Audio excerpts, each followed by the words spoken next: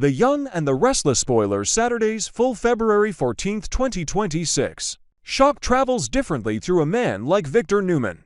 He is not the type to flinch publicly, not the type to allow panic to register on his face in front of witnesses, but there are moments when even Victor feels the ground shift beneath him.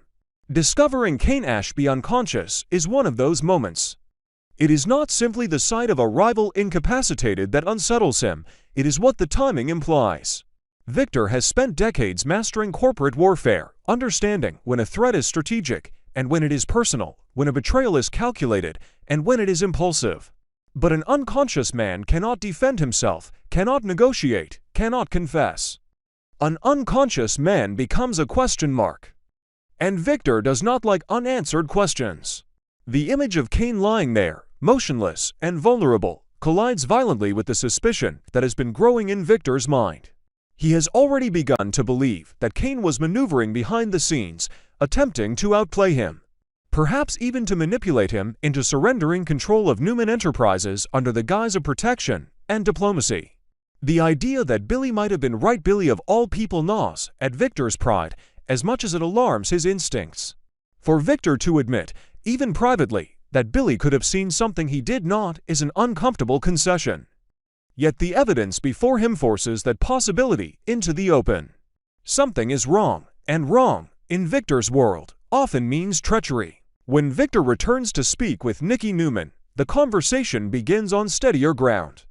He tells her that he has just spoken with Abby, that Dominic is safe at home with his parents. Relief floods Nikki immediately. Thank God, she breathes, because family safety is the one currency even power cannot replace. For a fleeting moment, the storm seems to calm. The thought that Abby and Dominic are secure provides a fragile island of peace amid the swirling tensions of corporate warfare. But Victor does not remain on that island, he cannot. His mind is already circling Kane. The relief over Dominic gives way to suspicion, and he tells Nikki what has been forming in his thoughts. He believes Billy may have been right. Kane Ashby might have been trying to deceive him. It is not a statement Victor makes lightly. To accuse someone of deception is to declare a battle. And Victor never declares a battle he does not intend to win. Nikki absorbs this shift with the composure of someone who has lived at Victor's side long enough to recognize the early tremors of escalation.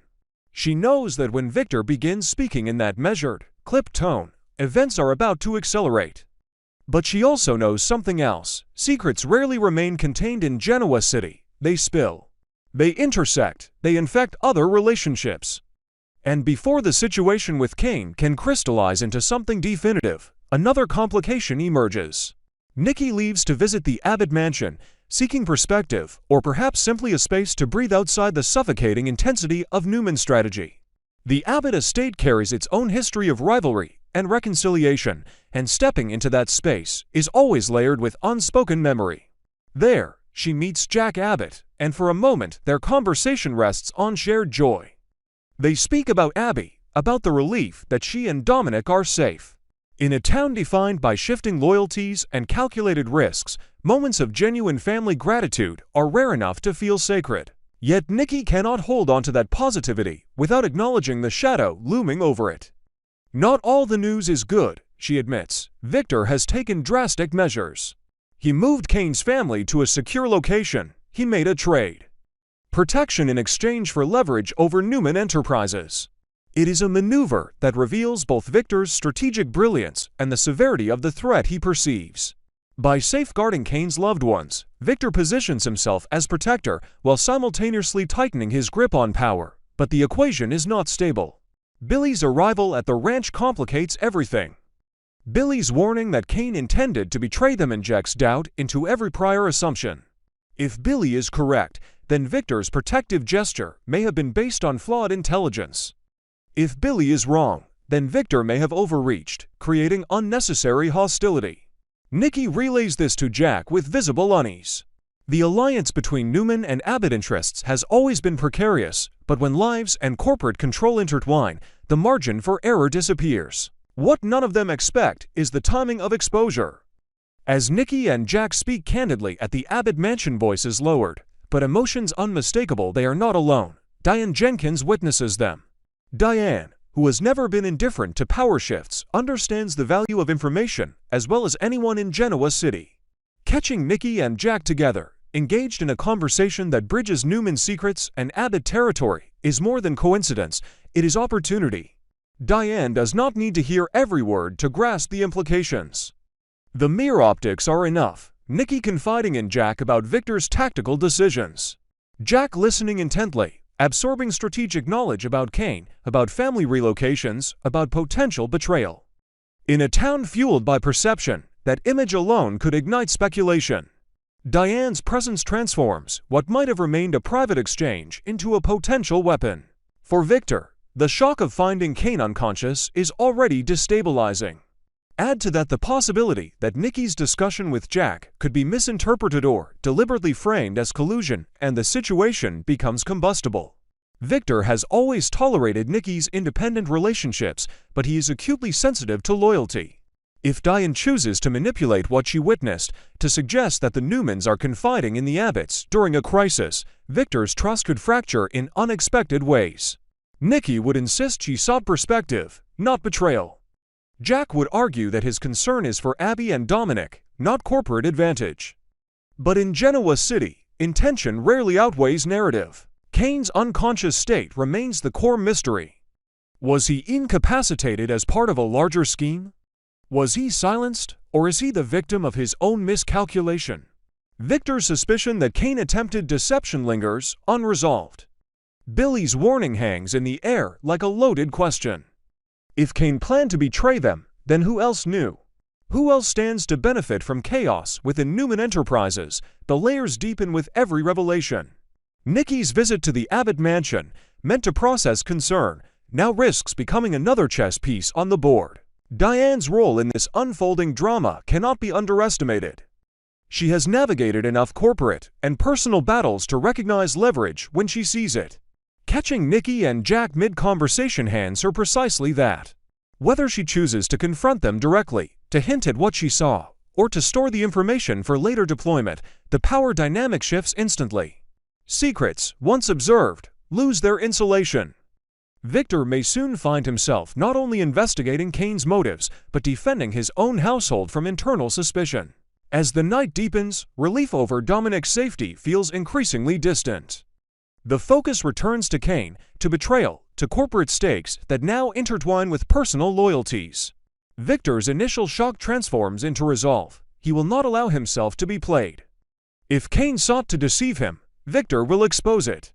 If someone else orchestrated the chaos, Victor will uncover that too. But the board is more crowded than he anticipated. Nikki's candid conversation, Jack's involvement, Diane's watchful eyes, Billy's warning, each element tightens the web. What began as relief over family safety now teeters on the edge of corporate war and relational fracture. And as Victor stands at the center of it all, one question presses harder than the rest. Is Kane the architect of betrayal, or merely the first casualty in a much larger game? The tension inside the Abbott mansion does not simmer quietly. It vibrates beneath every word, every glance, every breath that feels just slightly too measured. Jack's patience, already strained by Victor's latest maneuvers, finally snaps in a rare flash of raw irritation. He curses the artificial intelligence program that has become the newest battlefield in Genoa City's endless war for dominance, calling it manipulative, divisive. A calculated instrument of Victor's greed. To Jack, it is not merely technology, it is another extension of Victor Newman's need to control, to infiltrate, to fracture alliances, and test loyalties under the guise of innovation. Jack Abbott has spent decades opposing Victor Newman, but this feels different. This time, the weapon is intangible. It is data, strategy, psychological warfare coded into systems that promise efficiency while quietly dismantling trust. Nikki listens to Jack's frustration with a mixture of empathy and dread because she recognizes the pattern. When Victor embraces something new, he does so with absolute conviction, and anyone who questions him becomes collateral. Nikki Newman asks Jack whether he knows what Billy is planning, whether Billy has already aligned himself with something dangerous, something fueled by ambition rather than prudence. Jack admits he does not know. That uncertainty unsettles him more than any accusation could. Nikki's fear sharpens as she confesses that the AI initiative is tearing them apart, not just corporately but personally. She wonders aloud what will happen if Victor pushes too far. If she reaches a breaking point she cannot recover from, what becomes of her family then? What becomes of the fragile equilibrium she has fought so hard to maintain between loyalty to her husband and loyalty to her own conscience? Jack's instinct is protective. He steps closer, wrapping his arms around her in a gesture that is both comforting and complicated. Their history is layered, and comfort between them is never simple. It is at that precise moment that Diane Jenkins enters and witnesses the embrace. Diane does not need a full explanation to interpret what she sees. In Genoa City, proximity is narrative. Nikki greets her calmly, as though nothing is amiss, and pivots the conversation to strategy. She warns that Phyllis Summers is scheming again, that Billy may be targeting Chancellor, that instability is spreading like a contagion. She delivers the warning and then exits, leaving behind the echo of unresolved tension. Diane does not accept the surface explanation. She turns to Jack with fury barely contained, accusing him of being used yet again. In Diane's eyes, Nikki has always known how to draw Jack into her orbit when she needs leverage. She accuses Nikki of seeking Jack's help to persuade Billy Abbott to abandon whatever alliance Phyllis is offering so that Chancellor can be reclaimed under terms favorable to Nikki. Diane's voice rises, frustration spilling over into something deeply personal. She reminds Jack of his past struggles, of the times he jeopardized his sobriety under the weight of emotional entanglements involving Nikki. Diane's question is not merely rhetorical, but wounded. Is it too much to ask that Jack place her, or anyone else in their immediate family, above Nikki's perpetual gravitational pull? The implication lingers heavy in the air. Diane is not only angry, she is afraid of history repeating itself. While that confrontation unfolds at the Abbott mansion, Victor advances on a different front. He boards Kane's train with urgency that borders on impatience. The sight that greets him confirms his worst suspicions. Kane Ashby lies unconscious, unmoving, breathing, but unreachable. Victor attempts to rouse him, his voice firm but edged with alarm. There is no response. The stillness unsettles him not because it evokes pity, but because it complicates the game. A conscious adversary can negotiate. An unconscious one introduces chaos. Victor calls Adam Newman, summoning him with clipped urgency. When Adam arrives, his analytical instincts immediately engage. He notes that Kane is still breathing, and then catches something else in the air, something chemical and unmistakable. He asks whether Victor smells chloroform. The implication lands with precision. Adam wonders aloud if Phyllis is responsible. Victor does not dismiss the possibility. In fact, he finds it entirely plausible.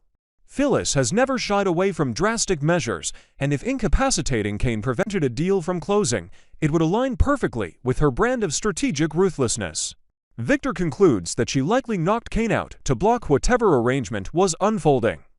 The revelation does not provoke panic in him, it provokes calculation. Meanwhile, the audacity of Phyllis reaches its apex. Seated confidently behind the CEO desk at Newman Enterprises, she works with relentless focus on her laptop, executing the final steps of a plan that has been months in the making. She informs Billy that it is done. She has maneuvered herself into sole ownership of the company.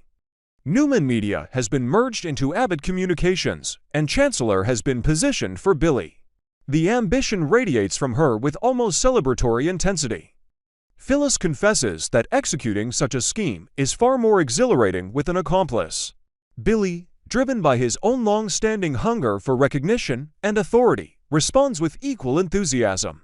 The chancellorship has always represented validation for him, proof that he can stand independently rather than in the shadow of legacy.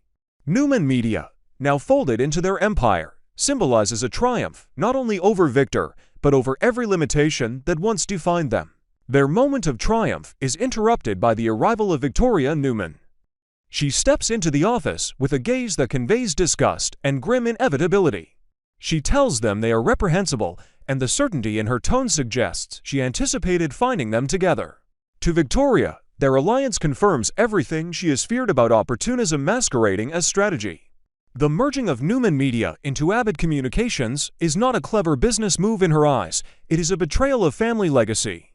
The transfer of Chancellor to Billy reads not as ambition, but as theft dressed up as empowerment. Victoria's entrance shifts the dynamic instantly. What moments ago felt like victory now feels precarious.